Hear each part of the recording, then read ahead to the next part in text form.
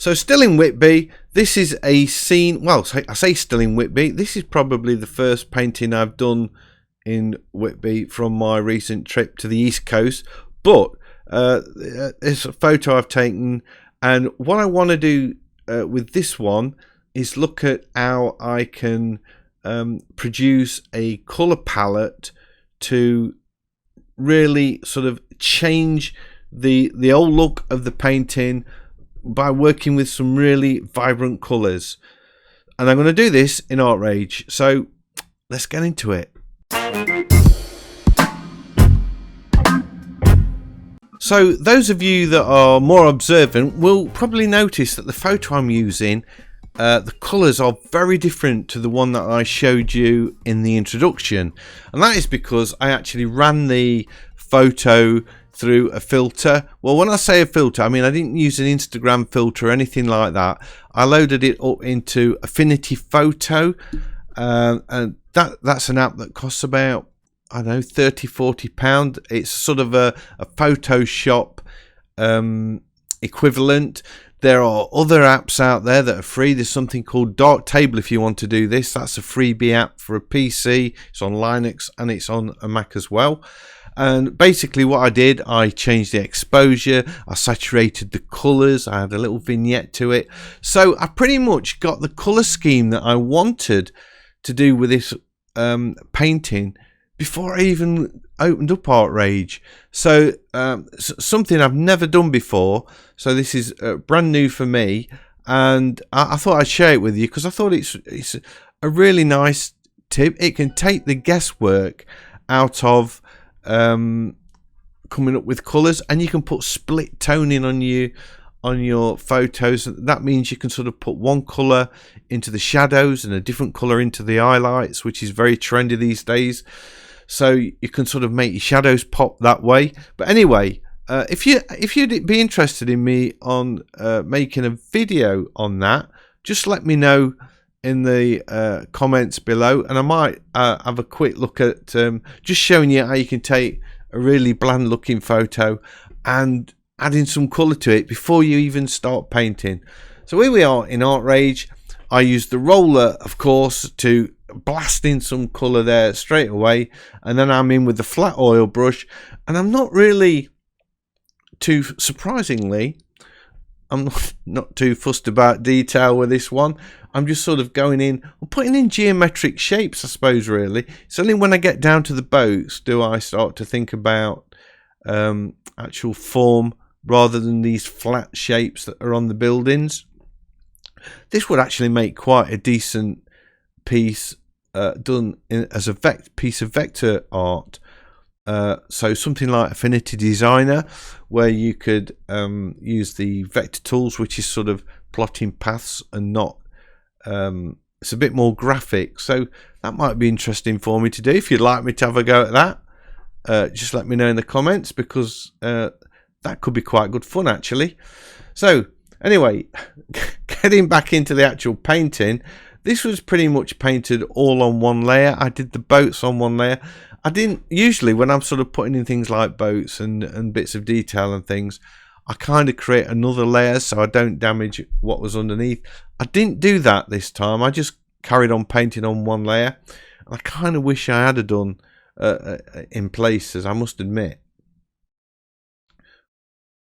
You can see straight away, I mean, I'm not sampling the colours off the photograph. I am picking my own colours, and there are slightly different. I've got more sort of warm blues going towards purple in my painting compared to the photo, but I just used the photo as a guide to put me in the right direction. And you also notice I've got a lot of shadows in that photo as well, which I didn't have in the original one, because I upped the contrast as well, so that helped out with me picking out where I'm going to put the darks and the lights. The boats, I wasn't really interested too much in painting something very accurate with this, and you'll notice it's kind of like I'm making excuses, but this was the third painting I'd done in one day, and it was sort of right at the end of the day, and I didn't want to stop work. I was really in the flow, so I just sort of did this as a quick exercise. So it really was a fun thing, but you'll notice the building, the roof line isn't accurate. I've not paid as much attention as I normally would to getting things accurate, but it still looks all right, because if you didn't have the photo there, you know, you wouldn't know. And the boats, although they're almost abstract, they still, to me anyway, look like boats. You might differ with that, I don't know. Hopefully not. I did struggle with the water, and I kind of wish I'd left the roller effect going off there, and just put in a few quick marks, but I didn't. I kept working it, and in some respects, I wish I hadn't. I wish I'd have left it a bit looser, but I didn't. So I think I overworked it. Again, I'm just sort of roughly getting these boats in, sort of eyeballing them in, not really measuring anything. More interested in the colours and the greys and the blues than anything else with this one. But again, it's a lot of fun. It's all about experimenting, isn't it, really? And I do like to experiment, as you know. So I'm always messing around with different taps and trying new things. But I felt this one worked quite well. I think when you stand back and look at it, it works as a nice oil painting, I guess. So they got a little bit fiddly on this boat, but I got there in the end. The masts were quite crucial as well. And what I did for the masts, I set the oil brush to about 20% thickness, and then I ensured that I got them in one stroke. So I sort of positioned my pencil on the boat, and then I sort of eyeballed where I wanted to finish it, and I just put the line in one quick go. And if it didn't work, I just undid it and did it again until I got it right.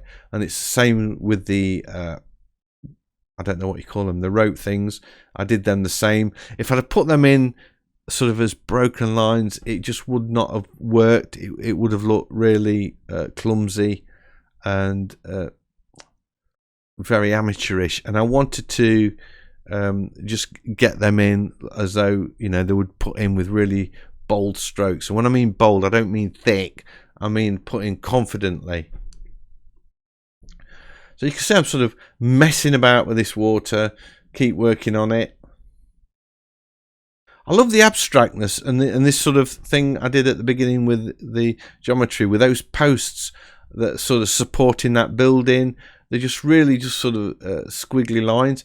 Here I think I created a new layer and set the blend mode to multiply to get some shadows in. Or maybe I've not done that just yet. I do that at some point. Again, I wanted to sort of get some darks in. I thought that's where I was doing it, but clearly not. So just trying to get an impression of water. I'm always sort of want it to look like water, but I want it to look as though it's effortless. I've not put a lot of thought or work into it. I've just sort of splashed the brush strokes on there, but in fact it did. I did think about it all. Here's the multiply layer. So I created a new layer. I set the blend mode to multiply, so it darkens everything, and then I painted in these shadows. But obviously at this point they are way too dark.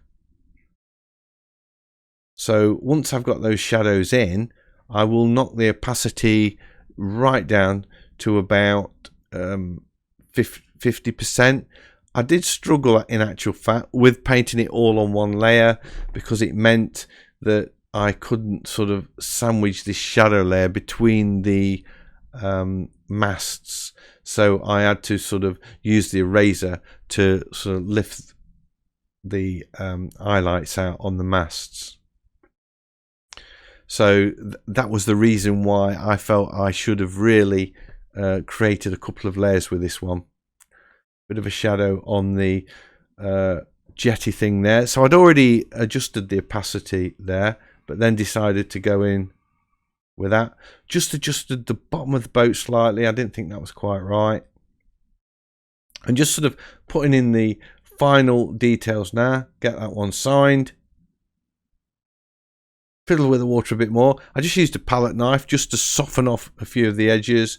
This was mostly done with just the flat oil brush, and then I went into the thick oil paint in the odd place. So there we go. That is my vibrant painting of a couple of fishing boats in Whitby, aided by taking a photograph and messing around with it to get the contrast really high. I hope you've enjoyed this video. If you have, big thumbs up as always is much appreciated.